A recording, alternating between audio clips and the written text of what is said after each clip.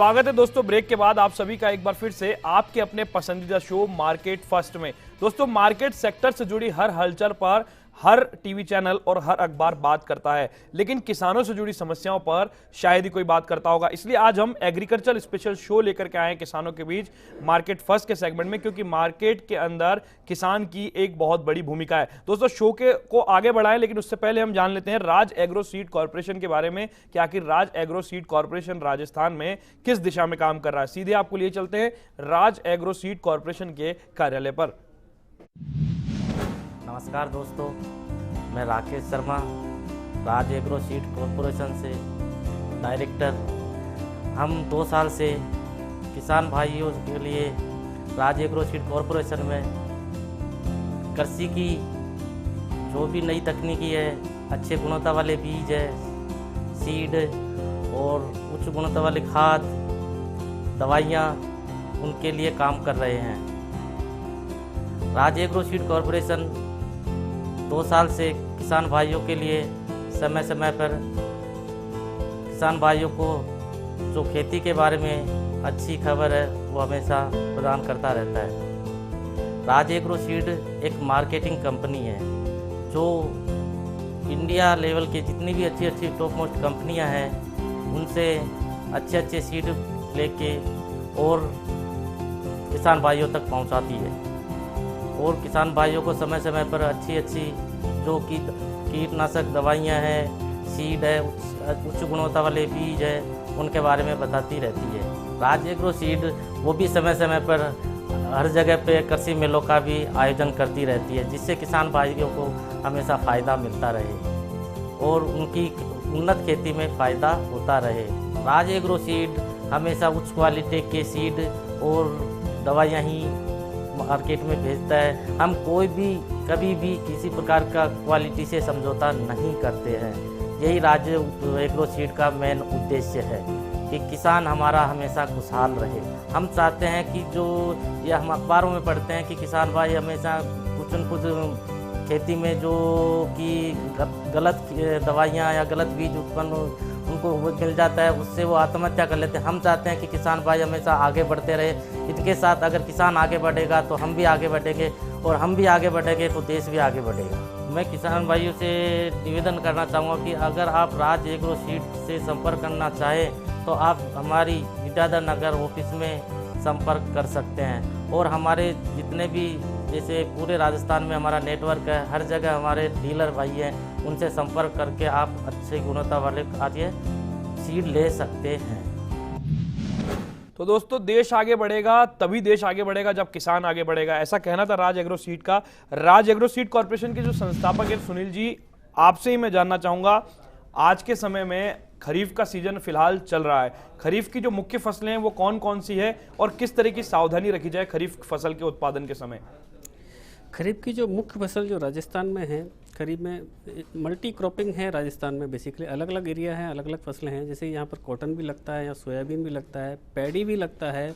इसके अलावा मूंग, उड़द, तिल, ग्वार, ये सारी क्रॉप्स हैं जो मेजर क्रॉप्स हैं। खासकर बाजरा यहाँ की मुख्य क्रॉप है और ट्रेडिशनल क्रॉप है। ये सारी क्रॉप्स हैं फील्ड क्रॉप में हैं। इसके अलावा जैसे खरीफ सीजन में जो वेजिटेबल्स का भी जो समय आ रहा है, अभी टोमेटो की बुवाई चालू हो गई है, टमाटर वगैरह लगना शुरू हो गया है, चिली की नर्सरी वगैरह कंप्लीट हो गई है, चिली ट्रांसप्लांट हो रहा है। ये सारे प्रोडक्ट हैं। बेसिकली किसान को बस कुछ बातों का विशेष ध्यान रखना चाहिए। जब खेती शुरुआत करता है, खेत की तैयारी के समय से ही सावधानियां रखना बहुत ज़रूरी है, क्योंकि किसी भी स्टेज पर अगर थोड़ा सा भी त्रुटि हो जाती है तो उसका खामियाजा सीधे उसके प्रोडक्शन पे आता है। शुरुआत में खेत की तैयारी करते समय उसको ध्यान रखना चाहिए, अगर हो सके तो अच्छी मात्रा में गोबर की खाद, लेकिन पूरी तरीके से सड़ी हुई गोबर की खाद उपयोग करें। अदरवाइज़ क्या होता है कि अगर प्रॉपर सड़ी हुई गोबर की खाद नहीं है तो कहीं दीमक वगैरह का प्रकोप भी हो सकता है। और एक और आजकल बहुत बड़ी समस्या जो राजस्थान में देखने को आ रही है, वाइट ग्रब एक कीड़ा होता है जो बेसिकली इसको हिंदी में बोलते हैं गुबरीला कीड़ा। ये बेसिकली जो बिना सड़ा हुआ गोबर डायरेक्टली जो खेतों में डाल दिया जा रहा है, वो कीड़ा आज खेतों में आ गया है और बहुत ज़्यादा फसलों को नुकसान कर रहा है और इसका प्रॉपर कंट्रोल भी बहुत हद तक नहीं है। तो थोड़ी सी ये सावधानी है, जैसे अगर गोबर वगैरह की खाद का कंपोस्ट वगैरह उपयोग कर रहे हैं तो पूरी तरीके से सड़ा रहे, जिससे दीमक आदि का या ये गुबरीला कीड़ा वगैरह जिस बोलते हैं उसको भी निजात मिल सकती है। उसके अलावा खेत की तैयारी के समय, जैसा कि अभी ब्रोम के बारे में जिक्र किया है, इसको हम बोल सकते हैं एक नई पीढ़ी का फर्टिलाइजर है, नई जनरेशन का फर्टिलाइजर है, ऑर्गेनिक है। बेसिकली ऑर्गेनिक को गवर्नमेंट भी चाह रही है प्रमोट करे। ऑर्गेनिक जो कल्टीवेशन होता है उसको रेट्स भी मार्केट में अच्छे मिल रहे हैं। अगर प्योर ऑर्गेनिक आपका है कुछ प्रोडक्ट, तो ऑर्गेनिक फर्टिलाइजर्स की तरफ अपना किसान रुझान बढ़ाए। उसके बाद सीधा सीधा आता है बीज पर। बीज पर पूरी जो खेती है किसान की, वो पूरी तरीके से बीज की क्वालिटी पर निर्भर करती है। बाकी जो भी चीज़ें हैं, चाहे फर्टिलाइजर हो या पेस्टिसाइड्स वगैरह हो, ये उसमें सहायक रोल प्ले करते हैं। अगर बीज ही खराब होगा तो कोई भी फर्टिलाइजर कितना भी अच्छा हो या कुछ भी हो, वो उतना अच्छा उत्पादन नहीं मिल पाएगा। तो बीज की खरीदारी करते समय उसको एक तो अपना प्रीवियस एक्सपीरियंस, जो बीज उसने खरीदा है, पिछले साल खरीदा है, उसका क्या डाटा रहा, क्या एक्सपीरियंस रहा, कैसी फसल रही।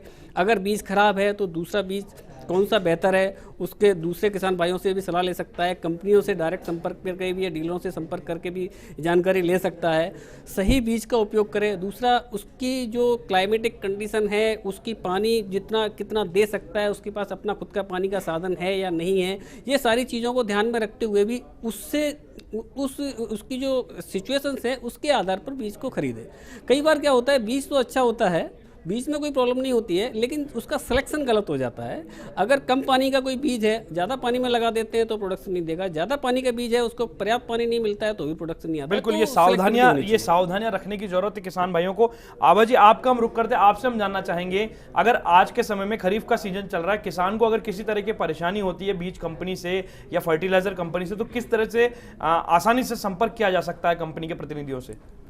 हमारे कंपनी के प्रतिनिधि समय समय पर गांव-गांव जाकर किसान भाइयों से मिलते हैं, उनकी समस्याएं सुनते हैं और उन्हें नए तकनीक के बारे में भी जानकारी प्राप्त करते रहते हैं। इसके अलावा आप डीलरों के माध्यम से भी हमारी कंपनी से संपर्क कर सकते हैं और पैकेट के पीछे एक कस्टमर केयर नंबर लिखा हुआ होता है। किसी भी समय कोई भी किसान भाई हमारे उस पर कॉल कर सकते हैं और अपनी समस्या, अपनी परेशानी या कोई भी जिज्ञासा का समाधान प्राप्त कर सकते हैं।